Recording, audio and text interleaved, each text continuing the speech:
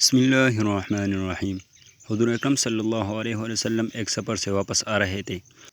ایک جگہ آپ نے پڑاؤ ڈالا۔ بستی قریب تھی۔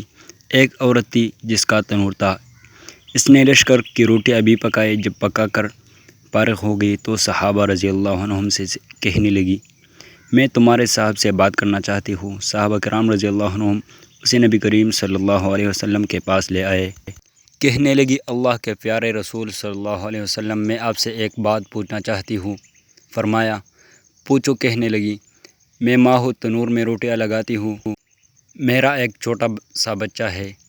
میں اس کو آگ کے قریب آنے نہیں دیتی کہ اس کو کہیں گرم ہوا نہ لگ جائے۔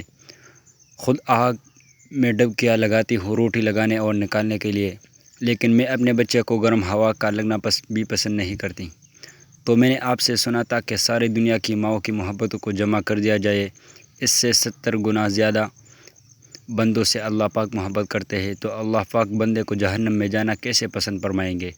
حدیث پاک میں آتا ہے کہ نبی کریم صلی اللہ علیہ وسلم نے یہ بات سن کر سر جھکایا، مبارک آنکھوں میں آنسو آنے لگے روتے روتے، حتیٰ کہ جبرائیل علیہ السلام کا پیغام لے کر آئے، میرے محبوب اس عورت کو بتا دے۔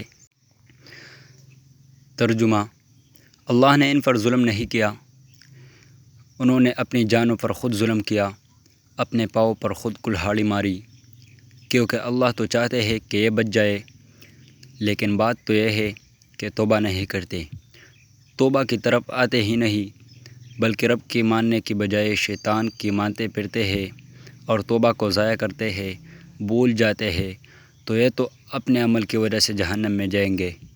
ابو ہریرہ رضی اللہ تعالیٰ عنہ حضور اقدس صلی اللہ علیہ وسلم کا ارشاد نقل کرتے ہیں کہ میری ساری امت جنت میں داخل ہوگی، لیکن جو انکار کرے گا وہ جنت میں داخل نہیں ہوگا۔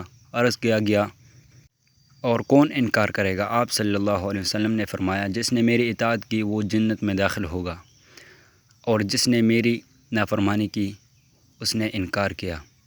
حضرت جابر رضی اللہ تعالیٰ عنہ ارشاد فرماتے ہیں کہ چند فرشتے نبی کریم صلی اللہ علیہ وسلم کے پاس آئے اور آپ سو رہے تھے۔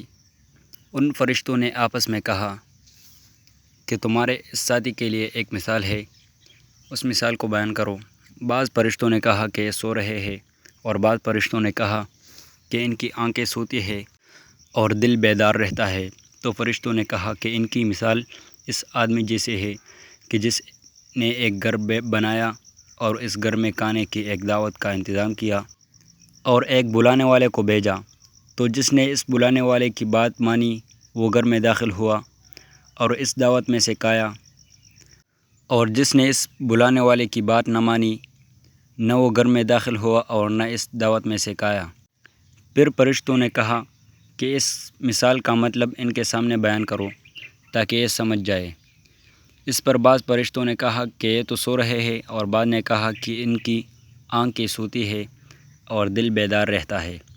تب فرشتوں نے یہ مطلب بیان کیا کہ وہ گھر جنت ہے اور بلانے والے محمد صلی اللہ علیہ وسلم ہے، لہذا جس نے محمد صلی اللہ علیہ وسلم کی اطاعت کی اس نے اللہ کی اطاعت کی، اور جس نے محمد صلی اللہ علیہ وسلم کی نافرمانی کی اس نے اللہ کی نافرمانی کی، اور محمد صلی اللہ علیہ وسلم کی وجہ سے لوگوں کی دو قسمیں ہو گئے، جس نے آپ کی مانی اس نے اللہ کی مانی اور جنت میں جائے گا، اور جس نے آپ کی نہ مانی اس نے اللہ کی نہ مانی اور وہ جنت میں نہیں جائے گا۔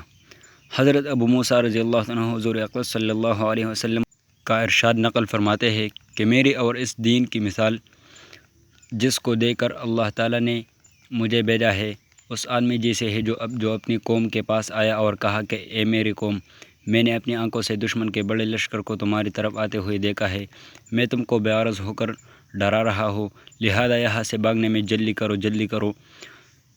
چنانچہ اس کے قوم میں سے کچھ لوگوں نے اس کی بات مان لی اور سر شام چل دیے اور آرام سے چلتے رہے، اور وہ تو بچ گئے، اور اس قوم میں سے کچھ لوگوں نے اسے جھوٹا سمجھا اور وہی ٹھہرے رہے، تو دشمن کے لشکر نے ان پر صبح حملہ کر کے ہلاک کر دیا اور ان کو بالکل ختم کر دیا۔ یہ مثال ہے ان لوگوں کی جنہوں نے میری بات مانی اور جو دین حق میں لے کر آیا اس پر عمل کیا، اور ان لوگوں کی جنہوں نے میری نافرمانی کی اور جو دین حق لے کر آیا میں اس کو جٹلایا۔